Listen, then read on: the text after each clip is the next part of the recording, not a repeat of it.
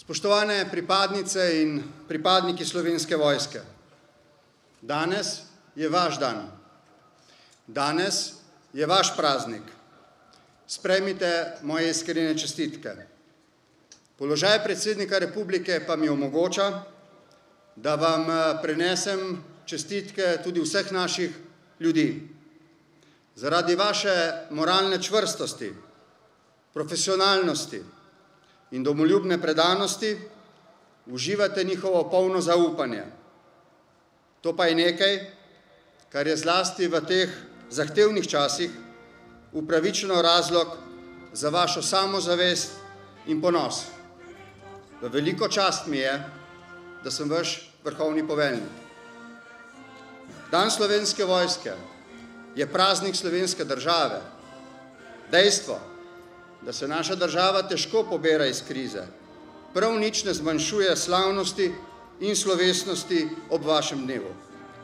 Prav nasprotno, Slovenski vojski gre zasluga, da kljub omejenim finančnim in drugim okoliščinam prvič, te ne vplivajo na zagotavljanje naše nacionalne varnosti.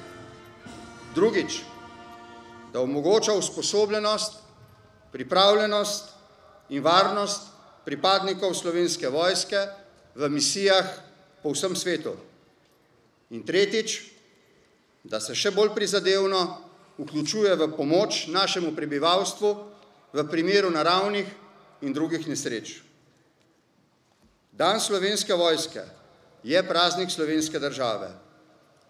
Slovenci sicer zase radi rečemo, da nas je skozi zgodovino ohranjala in oblikovala zlasti kultura. To je res. Toda to prav nič ne zmanjšuje pomembnosti našega poguma in sposobnosti, da smo se okupatorjem uprli tudi z našo lastno vojaško silo. Nazadnje se je to zgodilo poleti leta 1991. Slovenska vojska je bila takrat uporniška pest obrambe samostojnosti novo nastale slovenske države. Vi, pripadnice in pripadniki Slovenske vojske, ste ponosni dediči te tradicije. Spoštovani, rad bi se vam posebej zahvalil, ker v omejenih finančnih okvirih reformirate svojo organiziranost tako, da ste maksimalno usposobljeni in motivirani. Moč nacionalnega ponosa se ne meri z velikostjo držav ali močjo njihovih vojska. Nacionalni ponos, domoljubje in vaša pripravljenost služiti domovini ni nič manjša od tiste v veliko večjih državah z daljšo vojaško tradicijo. V tem smislu ste v zelo kratkem času, dobrih 2 desetletij, zgostili vse naše zgodovinske izkušnje v moralno in organizacijsko trdnost, na katero se lahko v celoti zanesemo. Opravljate vojaške misije v tujini v imenu mednarodnega miru, varnosti in stabilnosti.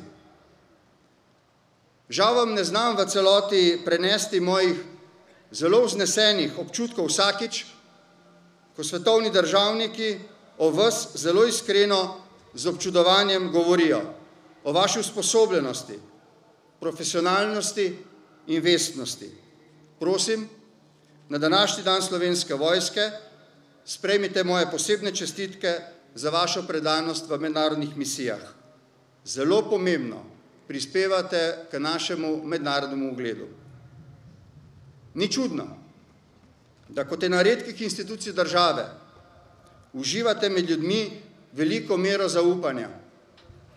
To si lahko razložimo tudi s tem, da jim zelo zgodaj priskočite na pomoč v velikih naravnih in drugih nesrečah. Na zadnjem sestanku z obrambnim ministrom in vašim načelnikom sem med drugim v usmeritvah poudaril vlogo Slovenske vojske v čim prejšnji in čim večji meri pomoči civilnemu prebivalstvu v primeru takih nesreč. Takrat vas naši ljudje zaradi vaše organiziranosti in opremljenosti še posebej potrebujejo. Nedavno, nekaj dni nazaj, na srečanju za župani slovenskih občin, so mi v Osilnici, nedaleč od tod, pri Slovenski Bistrici župan in njegovi krajani z velikim navdušenjem pripovedovali, kako hitro in imenitno ste postavili pontonski most. Naj bo ta most ne samo stvarna, temveč tudi simbolna metafora vaše vpetosti v našo družbo. Tudi zato je vaš praznik naš skupen praznik. Naj zato ob današnji svečani priložnosti izkoristim to za naslednje oznanilo. Kot predsednik republike in vaš vrhovni poveljnik sem odločil, da bo odslej za vsak državni praznik pred glavnim vhodom v predsedniško palačo postrojena častna straža garde Slovenske vojske. Pripadnice in pripadniki Slovenske vojske, niste samo vojaški profesionalci, ampak tudi državljani, ki jih kot veliko večino ostalih pestijo posledice hude krize. Tudi med vami so stiske in so dvomi. Rad bi vam povedal, da sem vam zelo hvaležen, da se to pri vašem delu in poslanstvu ne pozna. Vendar pa sem hkrati dolžan razumeti, da se tudi vi sprašujete, kako se bo vse skupaj končalo. Moje mnenje je naslednje. Na koncu bomo uspeli. Pot bo sicer očitno daljša in težja, kot je sprva pričakoval kdorkoli izmed nas. Najvažnejši pogoj za uspeh pa je, da sicer zelo spoštujemo in negujemo razlike med nami. Gradimo pa v naši skupnosti na tistem, kar nam je skupnega. So zgodovinska obdobja, ko je politična enotnost, stvarna moč in sila za rešitev velikanskih problemov. Zdaj je tako obdobje. Kriza je trdovratni nasprotnik, ki nam nič ne prizanaša. Po 5 letih je vse bolj jasno, da imamo samo 2 možnosti in da smo sedaj pred izbiro. Ali se vdamo, potem, ko nam v 4 letih in več ni šlo najbolje od rok, misleč, da ne zmoremo. In bodo namesto nas odločali drugi.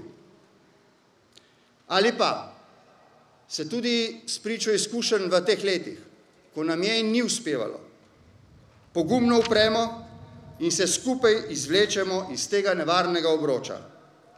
Ta odločitev je še vedno naša. Mislim, da velika večina od naših ljudi pričakuje, da se bomo pogumno uprli in se skupaj izvlekli iz te krize in ostali gospodari naše usode.